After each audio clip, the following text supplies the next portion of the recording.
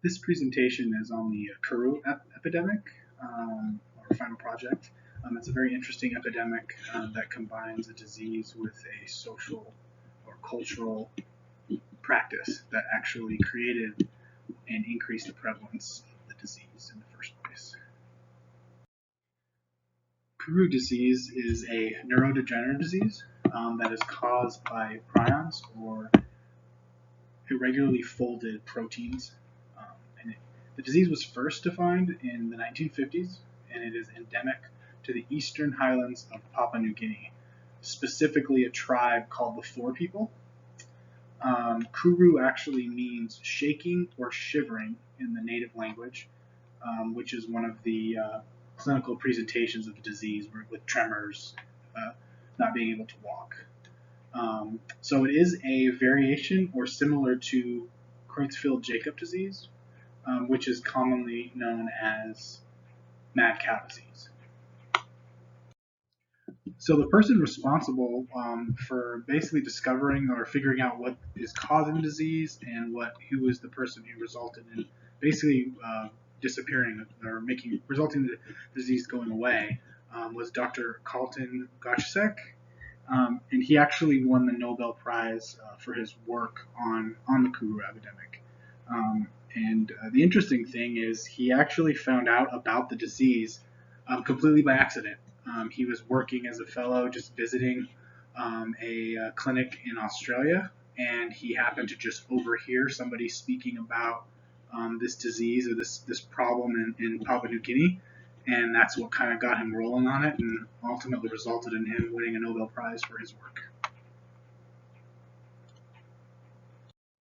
So the clinical definition or description of the disease is basically begins with an ataxia or an instability when you're walking.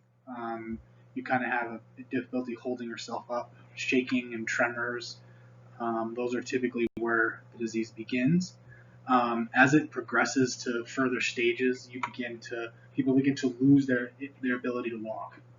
The tremors worsen, and you see mental slowing also occurs as the disease progresses. What's interesting about Kuru is there's no dementia, so they don't really become like with mad cow and other neurodegeneratives. They don't really go to that level of cognitive decline, which is interesting because you do see that in mad cow disease. So that's why it's considered a variant. And then all the symptoms worsen over time. Eventually, you can't hold yourself. You can't even sit up or do anything. You're just kind of laying there shaking. And the death usually occurs within 3 to 9 months. And there is no cure for a prion disease or a disease like this. There's no way to stop it once you get it. So the key is just to keep you from getting it in the first place. And you have a picture there of just what the brain looks like from the normal to the crudely infected brain. So the epidemiology of this disease was, when it was initially heard about and discovered in the 1950s, it was only about 1% of the total population of the Eastern Highlands. And that was because it was basically centered around the Four People. And there's a reason for that, which I'll get into later in later slides. But in the areas where it was affected, or highly affected, it was around 5 to 10% of the people had this. But however, after the discovery of Kuru in the 1950s, the following decade, it counted for about a quarter of all deaths and up to 90% in these affected areas. So it became really prevalent in a certain area, and there's a few theories for that, which I'll get into later.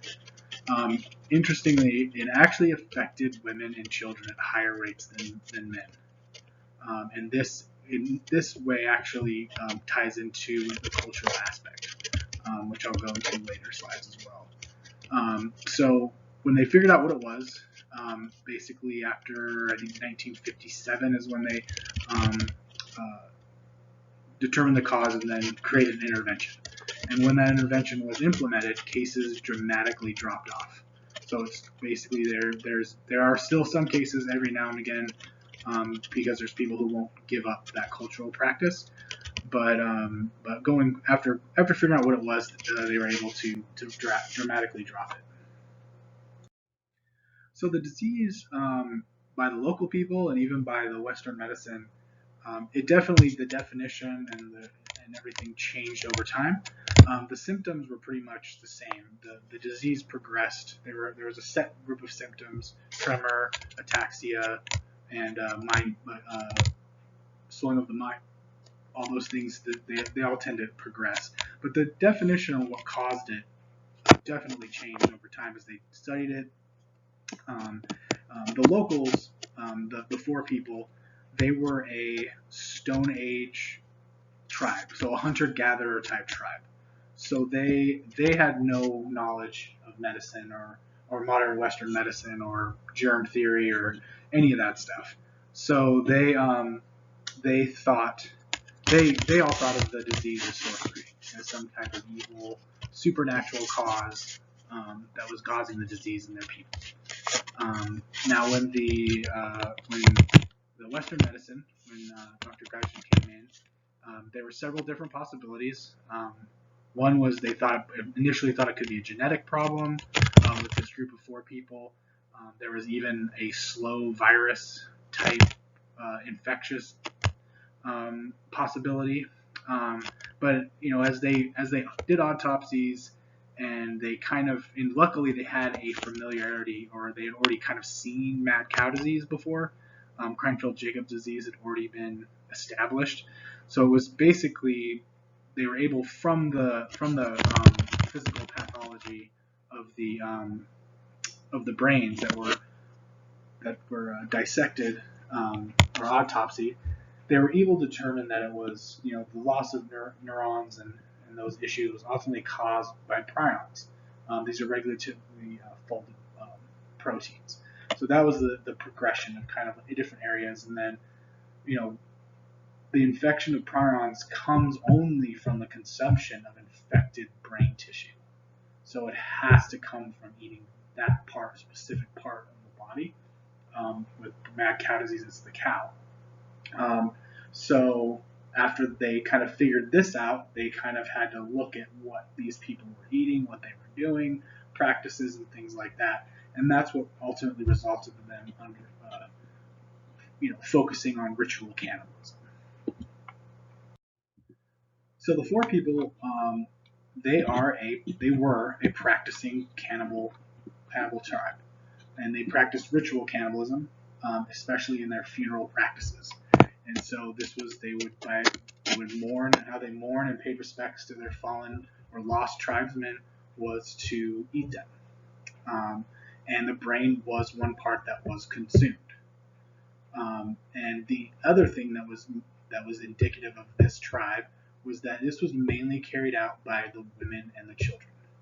So they were the main ones doing this. The men did kind of let the women and children take care of it. So that's why you see almost as high as 14-to-1 female to male ratio in the beginning, and because they were the ones actually doing it, and so the men didn't take part in it. So that was ultimately what caused it, and what was the main driving force. So that enabled them, the public health officials and the public health people, to actually set aside rules or try to explain what's causing it, and then it was a simple, hey, stop doing this, and we can stop this disease, which we'll talk about later. The next slide. It didn't get rid of it all. So the final thoughts are disease considered by locals was to be sorcery. They had the locals had a supernatural cause, the four people, and outsiders, Western people studying Western medicine, they had multiple ideas, and ultimately came up with the final culprit. And they kind of have some theories about how it got started, but one of the main theories is that an individual would have been infected with mad cow disease, Creutzfeldt-Jakob disease, and then that's how it got into the tribe, and then it just sort of spread, people eating other people, and slowly over time, just kind of spread throughout and became a variant of that disease.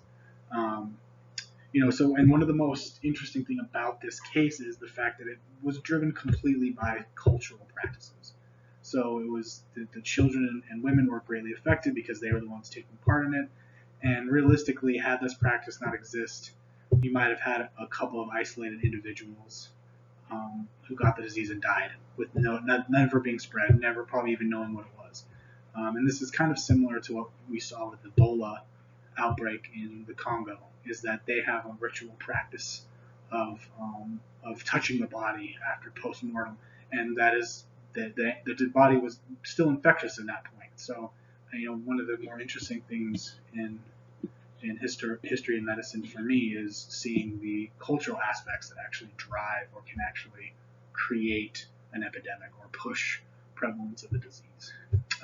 And so, interestingly enough, all they did was they outlawed the cultural practice of cannibalism in 1957, and that significantly dropped the rate of the Kuru disease in the four people. It's very, very few cases anymore.